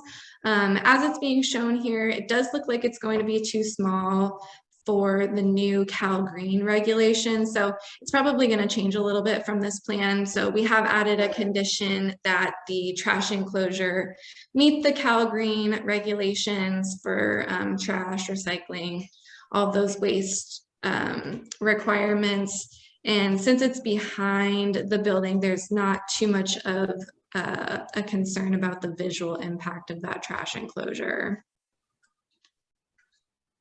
So here are some photos looking onto the site. This is from Via. You can see a little bit of that existing fence there. There isn't really a lot of landscaping, if any, in this frontage area right now. So that's where they're proposing to add some landscaping. You can see those existing trees. And then other than that, you mostly just see the parking lot and the existing fence there. This is looking onto the site. It's a pretty flat area that they're proposing to use. The second picture here. So they'll just, again, be adding those concrete barriers and those landscaping materials along that back fence. Here are just some more images onto the site, and then that second picture shows, you can see one of the previous tenants did paint that building green, which fits in with the industrial character, and staff doesn't have any recommendations to change that. So staff has included several proposed planning commission conditions going along with this property. We just want to make sure that it's maintained in the way that the planning commission expects it and approves it. So these are all listed in the staff report. We can go over any specific ones, but essentially just keeping the site in the same order that it's being approved. And if the applicant has any changes or wants to do anything different in the future, that they talk to the city and they might have to go back to the planning commission. So the discussion items today are the design of the site, any landscaping changes, the fencing, screening, and lighting. And then if anyone wants to go over any specific project conditions, we can do that as well. And staff is available for questions. Okay, thank you, Mariah. Commissioners, do you have any questions? Jeff, I see you unmuted. Go for it. Me? I said, I recognize Jeff. I saw him That's first what I as thought. being Okay. unmuted. So go ahead. All right, thank you. So I saw that there was a condition for some frontage improvements. Is that correct? Is that the Public Works engineering condition for frontage improvements, curb, gutter, sidewalk? Correct. That is that will be working with our Public Works department. I believe there's already curb gutter there, and so they would just need to add sidewalk along the frontage along Via, which is actually just this area. If you can see my mouse here, that's the only portion that fronts the actual right of way. Oh, okay. Okay, so that hatched area down at the bottom is suggesting, well, it looks like it says DG, but that will actually be sidewalk. Yeah, I'm not exactly sure. I know that the applicant will have to work with our Public Works department, but I believe it has to be a sidewalk. Okay. That was the only question I had. Okay. Dennis, you wanted to, you have? Yeah, please. Via bridge improvement, what is that scheduled? Is one question. Second question, does the existing parking meet city code requirements? And from what I'm hearing, this is Atascadero Hay and Feed is operating this new site or this alternate site. I'm wondering if there's going to be any connection between the two, or are employees going to be separate employees at this project different from those at Atascadero Feed? So there's no moving from one site to the other site by those employees. And so is there any type of connection between the two versus having to go out to the street and back in? That's my questions. So let me double check on the parking. I don't think I included it in the report, but I know we looked at it and they were good. So I can go ahead and get those numbers. There's actually oops, sorry, go ahead. Oh, I was just gonna say, I think I forgot that Lori Azim is actually part of this meeting, so maybe she can talk about. I was just going to weigh in on the connection issue too, because there's no way to connect to this property from the other business because there's an easement in between. There's an old railroad right of way that's in between, and that 30-foot space is going to be used for a future commercial driveway that's going to access the rear portion of this parcel. And it's like a 30 or 35-foot area, and it's fenced on both sides. So there's a barrier in between the properties that's not going to be part of this project. So.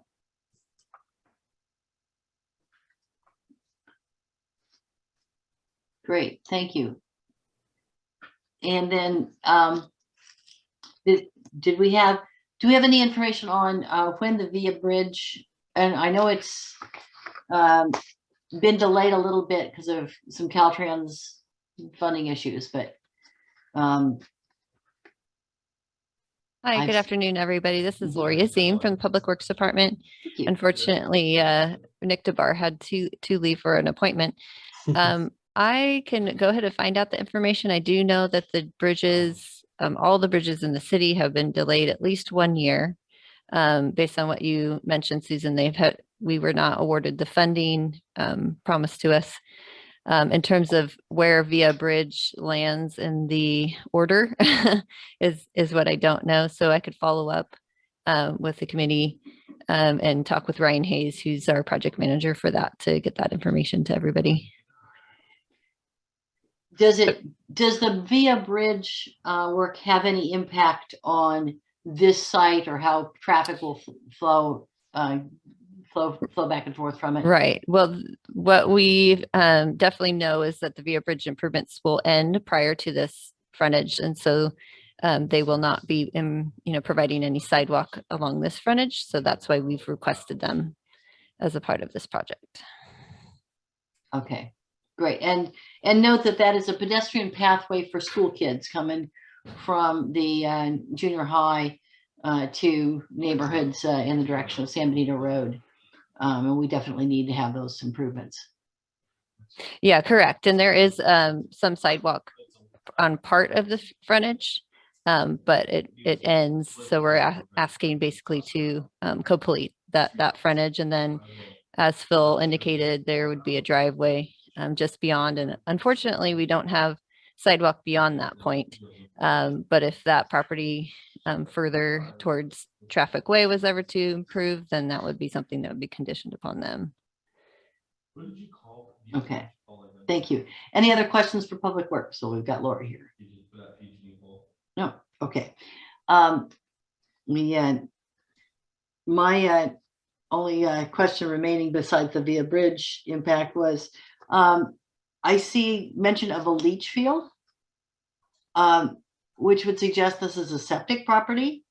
This is right next to the sewer line. Why is this not on sewer? Phil, do you mind taking that one?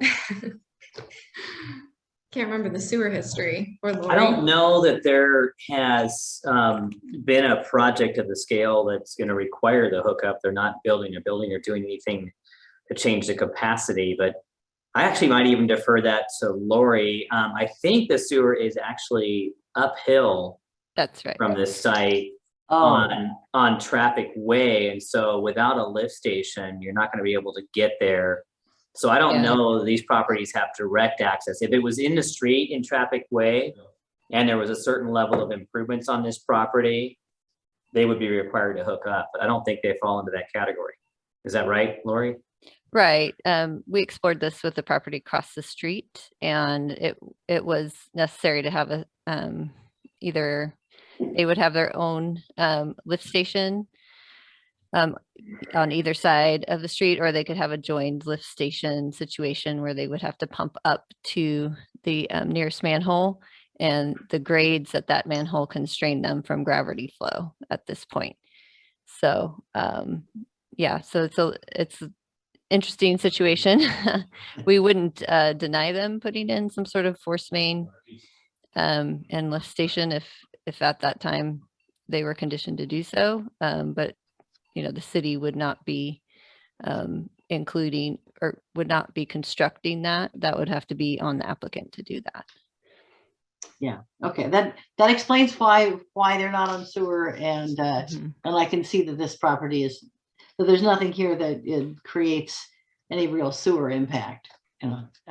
So not from what I understood, it was the similar amount of occupancy for the office was proposed, and then they would just have people coming in and going. And I don't know if they were offering restrooms to the customers. I didn't really delve into that to see if there'd be additional usage of their system, but maybe Mariah has some input on that.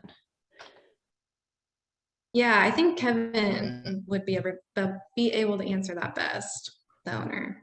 Okay, we'll find out. We'll put that on our applicant list then on basically if there's anything that changes the sewer usage with this. Okay, any other questions for the applicant? Okay, I will or for staff, of course. Then I will close this portion and let's move to bring on our applicant and we'll talk about the project and talk about the sewer usages.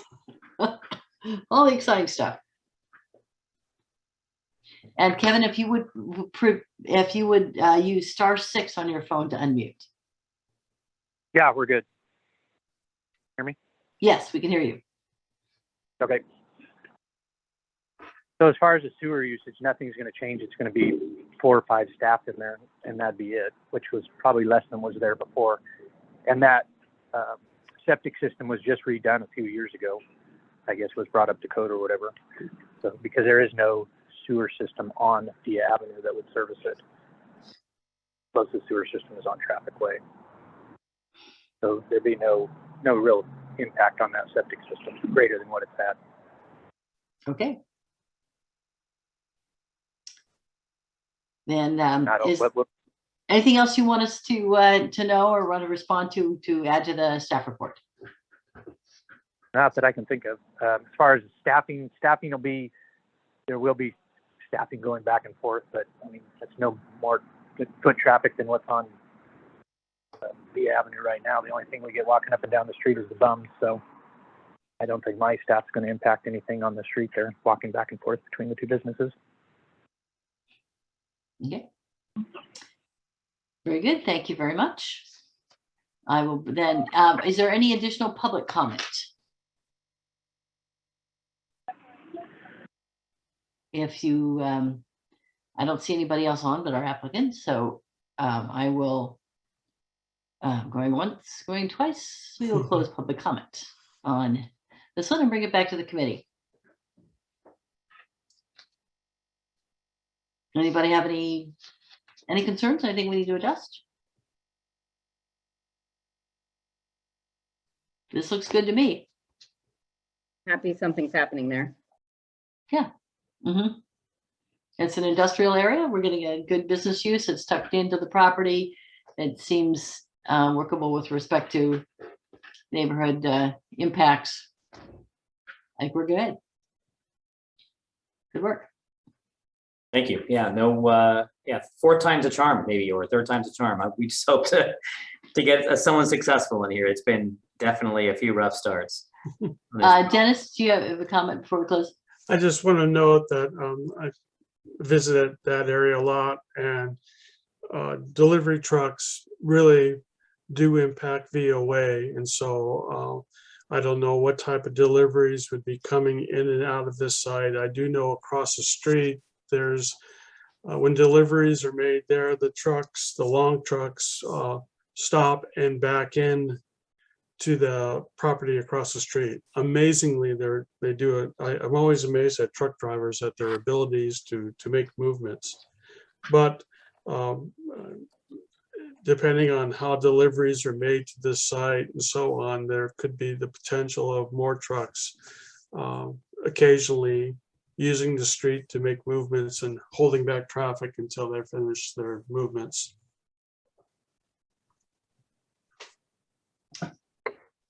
Thank you. And I think that that's not a super heavily trafficked street, although it will get more through traffic once the bridge is not quite so interesting. That little semi 1.5 lane bridge, but it's an industrial area, and it seems appropriate to have trucks coming in and out. Yeah, it looks like that most of that activity from the site plan would take place on the site. To me, that there's room for the trucks to deliver things to the mulch and for people to get their mulch and head out. Yeah, it's mostly getting off the street onto the site, and the bridge is used quite a lot because it's connection to Highway 41 and Traffic Way. Yeah, a lot of trips go through there for people who use it as a shortcut. Self-included. Okay. Then Phil and Mariah, do you have what you need? Yes, thank you. Okay, we have provided our great wisdom and need to provide no further advice at this point. In which case, that closes this matter. Let's see what's else on the agenda. It is now time for committee member comments and reports. Do any committee members have anything to comment and report on? Seeing none. Director's report. Phil, what's going on in the world here? Quite a bit. I think a lot of development projects that are happening right now. We're very excited to say that the Barrel Creek project has come in and it's now in its complete form. You'll be seeing that soon. That's a mixed-use project. It also contains a residential neighborhood, a commercial neighborhood, some lodging in the north end of town by Del Rio. And you'll also be seeing the Marketplace project, which is on Del Rio at El Camino Real, which is the north east corner of Del Rio and El Camino Real, which is going to be anchored by a Valley Fresh supermarket and some office buildings upstairs, and even some residential mixed use. So really interesting mixture of stuff. But most importantly, all eyes are on tomorrow. Tomorrow is a big day if you're a decision maker. We don't very often meet on a Friday, so I'm going to apologize in advance that tomorrow is a very critical day. Friday afternoon, Friday evening, starting in the afternoon, we're going to be having kind of a strategic planning session. And that's really going to focus on economic development. And it's going to focus on what's going well, what's not going so well, some ideas and concepts for some strategies to ignite a few things. And that'll be a great discussion. The city council's invited to that. The public's invited to that. Normally we have those discussions around a table on a Saturday morning and invite the public. This time it's virtual and it's in the afternoon, but it's going to be followed up immediately by another very big meaty topic, the general plan, the citywide general plan update. That's the biggest topic that we as decision makers and as staff will ever handle, usually in our careers. And that's for the city of Atascado's general plan update. The consultant will be leading that discussion starting at 6 p.m. and going through a series of questions. That is a joint session with both the Planning Commission and City Council and open to the public. And the goal of that is to scope the general plan project, really to get ideas on what should be in that update. Should it be really broad in nature? Should we get into, planning for certain types of zoning changes throughout the community and whatnot? So anyway, the consultant will guide us through that. I expect a healthy discussion starting at 6 p.m. Might keep us going for 2 to 3 hours. We'll see. And we'll go from there. So anyway, from that, I'd be happy to answer any of your questions. Yeah, you might have to apologize to my wife. That's our date night. Same here. Yeah, that normally is. Yep. My wife's at home sick, so it won't be our date night anyway. But oh well. What time does the economic strategy session start, and where do I find the info for that? That's a great question. Where would you find the info for that? Let's see. Where can I? It should be atascadero.org on the city council agenda and minutes, but let's check and see if it actually is there. Yeah, where did we, let me see where it got posted, because our scoping meeting stuff's posted there. But on the economic development workshop, we don't have a staff report because it's really supposed to be an open discussion. And instead, staff's going to provide a presentation. And with that presentation, we're going to spark discussion. So there's not a background report on that. It's generally going to get into the topics of the downtown infrastructure enhancement program, broadband in our community, grants and loan programs that we could make available, the potential use of our ARPA funds, which are federal government COVID relief funds that are being given to all of the cities. And so those are going to be the focus points of it. We hope to touch on things like enhancing and promoting restaurant development in downtown. What do we do with vacant lots and vacant buildings? Can we create some programs to finance some of these things? What kind of staff time do we have to deal with these things, given that we're going to do a general plan update? Those kinds of things. And, hopefully getting from the end of that discussion, some action items for staff that we'll be working on throughout the next year or two, and what we'll be funding, where the priorities will be, which is really based off the action plan that the city council already adopted a year or so ago. So this is kind of tearing off that action plan that's been adopted and looking at some of the finer implementation points of that action plan so that we can really hit the ground and implement some of those programs. That's really the goal of that portion. Yeah, and I did, thank you, Phil. And I did check, and indeed in the Atascadero.org, in the council agenda and minutes, there are two links for sessions tomorrow, and the second of those is the special session for the council, which is the agenda that Phil just described. The first page of that document has the Zoom link and the webinar ID and the call-in number. It's also on the city homepage in the latest news section. Awesome. Yeah, thank you guys. Sorry. No, that's fine. We want to both of those seem super exciting, and I'm disappointed I hadn't heard about them yet, but thank you. Okay. Yeah, it should be a very interesting and lively discussion, and I know there's a lot of interest from folks in what are we doing with our ARPA funds? That's American Recovery whatever act, and that gives us the opportunity to take some things a little further that the council had laid out as priorities. So. I'm sorry, I kind of lost connection there. Is the Zoom link to the general plan amendment going to be the same?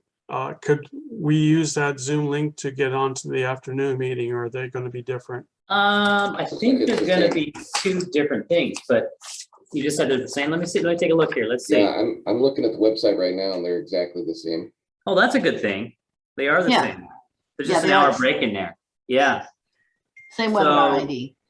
Nice. Okay. Yeah, we just get to have a little time for dinner in between.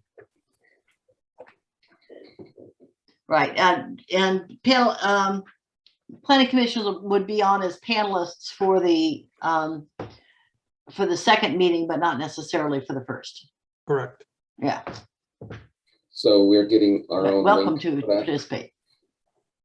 Bill, are we getting our own link for that? So we'll be brought in as panelists, or?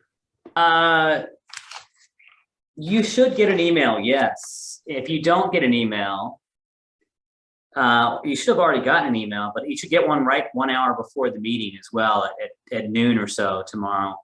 If you don't get something, send me an email. I'll make sure you get your own personal inside link as a panelist. We'll hook you up. I'm looking at the meeting for tomorrow. I'm looking at city email, and I don't see one for the meeting tomorrow. You don't see one? I don't either. So Luke may not have sent them out yet. I'll alert Luke with our IT team, make sure that's going to happen. I have a phone number. He's got 12 of you to give things out to, so hopefully that gets going. 805-470-3488. That's my phone number. You can all call that if you like, and we can just have a conversation. That was very cute, Dennis. So okay. Anything else you want to inform us on? No, I'll be happy to answer your questions though, if you have any. A couple of questions with regard to affordable housing and other kinds of projects of that nature. This body looked at an expansion of a low-income senior project that would roughly double its capacity. My understanding is that they're now seeking some additional funding. Is that project where does that project currently stand? So one of those, I think it's California Manor that you're asking about. Yep. And they are seeking additional funding. we've allocated all of our affordable housing funds out that we have available right now to other projects that are seeking available funds as well. So that is going to potentially conflict with their, their tax credit application and not rank as high for them to be able to move forward. So that's going to be problematic for them. We don't have funds for that. So what we're going to have to do is when we talk about our affordable housing program, which is going to be happening in, I think, March or April at the city council, that's going to be a topic of discussion, because that is what's going to be happening with a lot of these projects. They're all going to need some assistance, and we're not getting the same amount of affordable housing fees that we used to get at the city, because a lot of these development projects are now by right. And the way our affordable housing ordinance is written, it's only those projects that are discretionary that require a rezoning that trigger the affordable housing fees. A lot of communities require those affordable housing fees with a larger variety of projects when they're able to get a pool of money and be able to have money to support these projects. So that's a meaty discussion topic. But right now, yeah, we don't have the funds able to give them, but we will be able to explore other financing options that we could help them with, possibly low interest loans, things like that. But they're looking for assistance. So that's a bigger topic that the city council will have to tackle as we talk about our affordable housing program. How does funding affect use permits? So like California mandated, there's a use permit maybe for that project or another project, and they have to get funding. Is the city flexible on the extension of the use permit, or do they have to come back and reapply for a use permit because it's been 3 or 4 or 5 years? They can ask for an extension, and we can extend that use permit. So that's fine. If they can't, yeah, if they need more time, or if it even expires, it's pretty easy to come back for it. So typically we would want them to go for an extension, and that's pretty good justification. Yeah, I presume that the People's Self-Help Project on El Camino is in that kind of an extension process, or is it not that far yet? It's not that far. They will likely get into an extension issue because now they're going to have to redesign their site plan a little bit because they weren't able to get the easement they needed to be able to fit all of their parking on the site. So that one has been allocated some of our affordable housing funds, what scarce funds we have left. So. Yeah, and people get all excited. Well, you can just give them your, community development block grant. That's what that's for. It's like, yeah, we get $100,000 a year for that. I know, it's nothing. It's dried up. It used to be some money years ago, and now it's not much. And so that's why a lot of communities have created these affordable housing ordinances where there's a small amount collected with some of the larger projects to be able to put into a pool. But then again, you're tacking a little more cost onto the rest of the community for building housing. And how do you do that creatively without increasing those permit costs any higher than they are? So it's an interesting discussion that we have to get into. Yep, that one we will. And then the other one is there are opportunities now to get funding from the state for a variety of projects. And I understand that the Family Care Network is looking at something that is youth oriented that would be located here that just involves a couple of, like an ADU and something, an additional building on a site. Where does that one stand? And when might you see that one coming forward? I don't know if I'm familiar with that at the moment. I believe that's the Olmeda property. Which one is that, Kelly? I think that's the Olmeda property. Mariah might be able to hop into. They're looking to take advantage of the state density bonus and ADU law by adding a couple units onto their property. They're just off of Traffic Way on Olmeda. That one, they came to us a year or two ago on that one, didn't they? And we've been talking to them rather recently about their site planning efforts. Okay, I guess I haven't been involved in that discussion recently. Okay, it came up in other discussions related to various strategic discussions about what are we going after countywide. I chair the group the steering committee that's working on a plan to address strategic plan to address homelessness countywide. And so we're looking at a variety of things that are talking about that. And I believe that project, if they get the grant funding they were talking about, is on a really tight timeline. They have to be installed and finalized in 12 months or so. So they're working with a local civil engineer to see if he can make that happen and if they can make that happen in the timeframes that they have. Yes. So when that comes through, it'll come through real quickly to us as a result. Those are the Project Home Key things. This is an extension of the state program by which the Motel 6 conversion in Paso Robles was achieved. And they did that in about 6 months, start to close of escrow. It's been amazing. Yeah.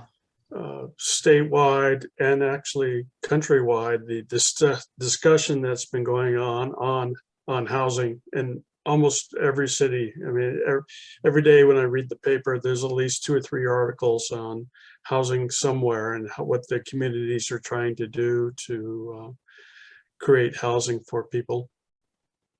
Yep. Yeah, it is a major problem, and we have a large gap in our community. But if you figure the last time we did a point-in-time count and counted homeless people, we were physically able to identify 1,483 people who were unhoused. Some of them sheltered, 79% of them not sheltered. That was in 2019. We strongly suspect the problem is worse now. And at the same time, we have dramatically expanded shelter capacity, particularly here in the North County. But that gets us to 315 beds citywide, countywide. I'm amazed. I walk across Santa Rosa Bridge at the highway, and the amount of trash and homelessness that's in those 2 corners on frontage and east frontage, and the smell of urine and defecation in both those areas, and they're heavily trashed. Unfortunately, I believe it's all Caltrans property, so it's something that I don't know if we as a city can take care of or not, but it's horrible right there. Yeah, we cannot take jurisdiction on Caltrans property and remove those things. Yeah, and our fundamental problem is if we don't like where people are, we have to have someplace else for them to go. We do provide more resources than most places in the county, because we have both the Echo Atascadero transitional shelter, which is a residential program, and that we've expanded by 10 beds by investment of the city council and HEAP grant funding. And we also have, and the Atascadero manages the winter warming center, their winter shelter, which is now operating 7 days a week from the beginning of November to the end of March. And unfortunately, there's stipulations that have to be met in those facilities, and not everyone who's living under a bridge wants to conform to those stipulations to move, and so they live where they live because they're free to do what they want in those locations. Right, and there's the court. If we don't have enough capacity to accommodate people who are unsheltered, then we are much more limited in what enforcement we can do about where they are. If we get to the point where there's better capacity to serve people who are homeless and offer them some place that they can go, then we have gained the ability to better manage where they can't go and do that. But that's under the Boise rules. Our ability to enforce things is limited if there's not enough shelter. And the shelters have been, that's been also a struggle with COVID for everybody. So that's, that handles my questions. Anything else for Phil? If not, we stand adjourned, and we'll see some of you at least tomorrow. Yeah. Thank you. Okay, thank you. Have a great evening. Bye. Thanks very much. Bye. Bye.